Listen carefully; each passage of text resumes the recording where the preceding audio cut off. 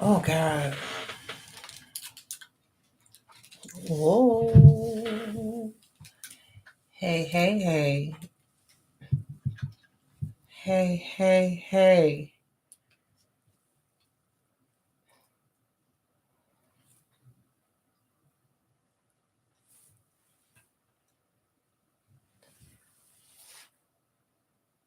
What's happening? What's up? What's good? What it do? I'm Elegant Soul, the consecrated nature baby, and I'm just stopping by on a rainy night. Um, I, be trying to find myself. Be trying to find myself and find myself in the world, right? And it's a rainy night here. It was, weird for Chicagoland area for it to be 70 degrees in February. Everybody act like this shit normal. Okay. Roll with it, right? Go with the flow. So it was a rainy night and I was just sitting up thinking. And again, like I've said on a few other videos, my family's been going through quite a bit. And I've been trying to find myself in myself, right? And I was thinking about psychological safety and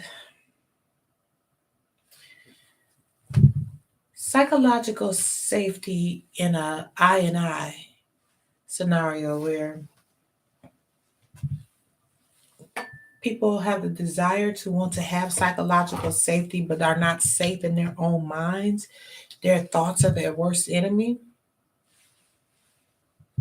And psychological safety, oh, the deck I really want is not in here. Psychological safety in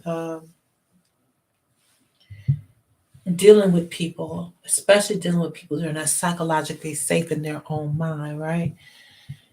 So I want to say a little bit about psychological safety and what it looks like.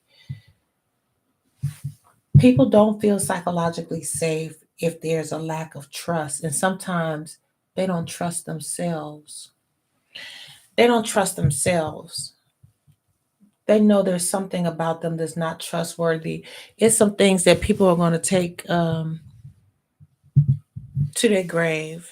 Uh, it's some actions that people are going to conduct, and they're not going to see a difference in who they are while they're on this side of the veil. And so there's mutual trust issues. They have trust issues with themselves, they have trust issues with other people, and people conversely don't trust them. Um, Fear of failure. A lot of people have a fear of failure, and they'll have this self fulfilling prophecy where they just ruin a good thing. You heard the saying, this is why we can't have nice things. They will self sabotage things because they have a fear of failure, and because they have that fear of failure, they'll actually bring to pass the making a situation fail, right? And then they'll also let people down, right? And it's just like this stuck energy. Then it's the lack of support. They don't feel supported, and then because they don't feel supported and haven't been supported, they don't know how to support other people. They're really trying, but it's something beyond their grasp, right? So then there's the unclear expectations. A lot of people grew up in scenarios as a child where there was some instability or too much instability, and expectations were unclear, or the expectations shifted or changed and kind of varied, just kind of depended on the unemotional intelligence of the people that were around them.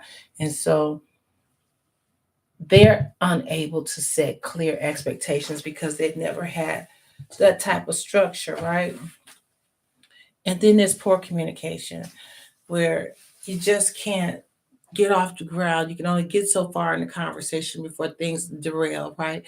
And this is just a reoccurring pattern, and you're noticing it in your lives. You're noticing whether it's actually you that's having this experience, or you're noticing it if the person around you that is really suffering from, a tremendous amount of trauma and psychological unsafety, um, you notice that you just can't get to the next level of communication with these people, right? So, or as we say in my culture, you're dealing with people that are habitual line steppers, and typically that's like a handed down mentality, and they have always been in positions where there was poor communications. There has been a lot of unfairness. People have been marginalized and lived in marginalized situations, and a non-supporting atmosphere. So I said all that to say, to get to a discussion about um, missing girls and boys and children. For a long time, like when I first started getting on the internet, like in social media stuff, like in 2009, that was like my draw. I came up in the milk carton generation where all of a sudden they started putting babies on the milk cartons and was saying that they were missing. And I found myself over the years, if I was out with my female cousins and nieces and stuff like that, I would just make a point to say, hey, wait a minute. I just want to say something to you all while we're all out. Pay attention to young girls and young boys when you see them out. Pay attention to them and notice what they're doing, and look in their faces and look and see and use your God given intuition and see if you feel something or notice something that might be off or okay with off or okay. It's okay if it's okay. They well loved, they look well loved, and that's wonderful too. But notice to see if they're searching or if it's something missing. Look at them in their eyes. And I said, um, also be conscious of paying attention to the missing children notifications or the missing adult notifications, whether you watch the news or whether you follow it on social media, or if you're in the post office and you see the signs of missing kids, or just do a search for missing children, missing people in your area, and look at their faces. I'm challenging us to be more on point and on guard with trying to find us and bring us home, and that love is looking for them, and that's very important. I try to be mindful when I see like babies missing and their fathers have taken them. I try to be mindful that or try to put myself in a mindset that that's some baby being a pawn type thing because of the mom and dad, having some psychological safety issues, and it could be fisticuffs, or it could just be we don't get along, or what, for whatever reason.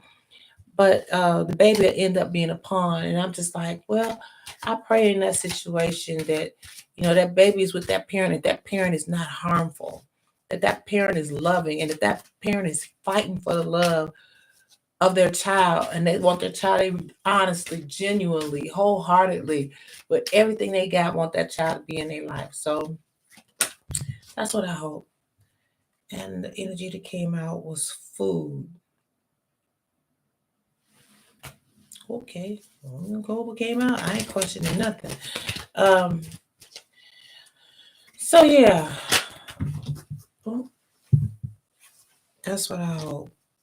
So I'm gonna pull some energy and I'm gonna get out of here. It's just a crazy night, and I feel some kind of way. And I really had that on my heart to talk about psychological safety and some of the issues that might be centered around those young people actually getting in those situations. Are they looking for love?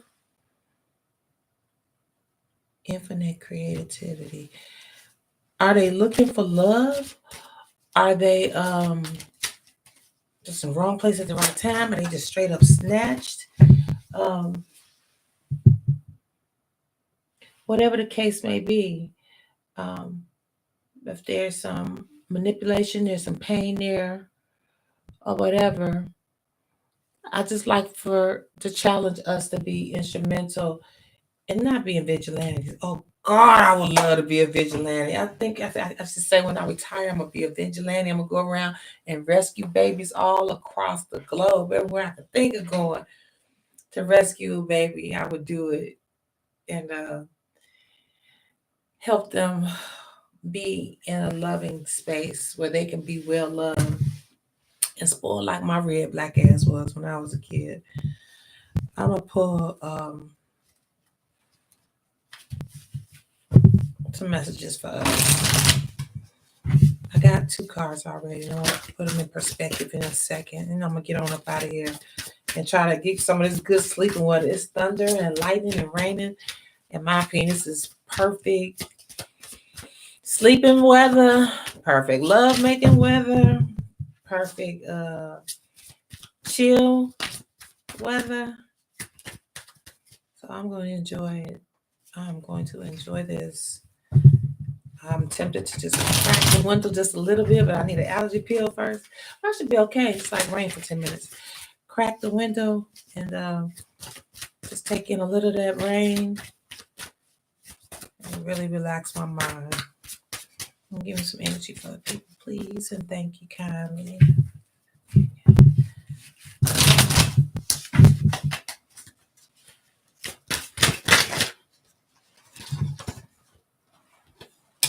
Okay, that's all I'm gonna do.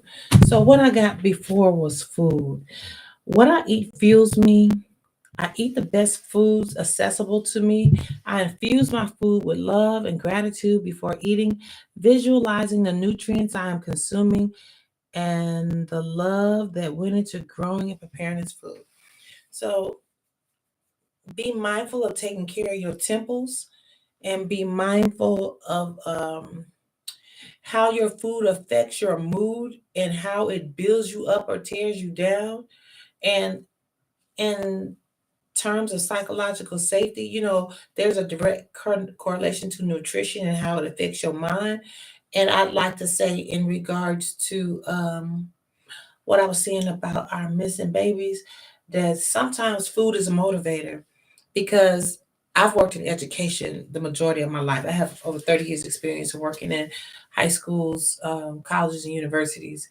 And what I've learned is that the psychological safety of the students that I've dealt with or heard my colleagues work with, they have food insecurities, housing insecurities, and psychological uh, safety issues, which could lead to why some of these babies is missing. So take care of yourself so you can take care of other people, and let's try to prevent some of that, all of that forever. And the other one is infinite creativity.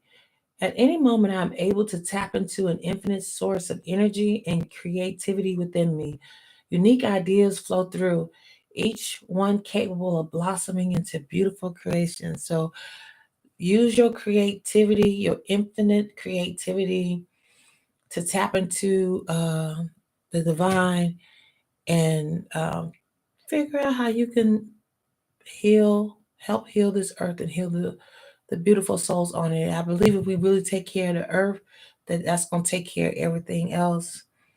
Um, yeah, be creative. You might have to be creative in the way that you're able to help somebody that actually you might encounter on the way that needs some assistance with psychological food safety or even having a place to stay.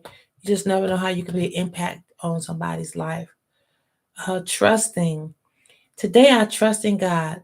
No matter what happens as my day unfolds, I will remember to remain in harmony. I will remain, I will maintain my sense of humor, and I will keep my focus on God's love for me. In these ways, I will minimize drama and increase my inner spiritual strength. I say. Well, thank you for coming by. I just want to tell you something. I am gearing up to go in the deep on this channel with my soul food sessions. As you know, as you may or may not know, I am Dr. Elegant Soul Food, and I'm going to start sharing my research with you guys as I start to write articles and publish and put things out. So I'm pretty excited about that, and I hope you enjoy it.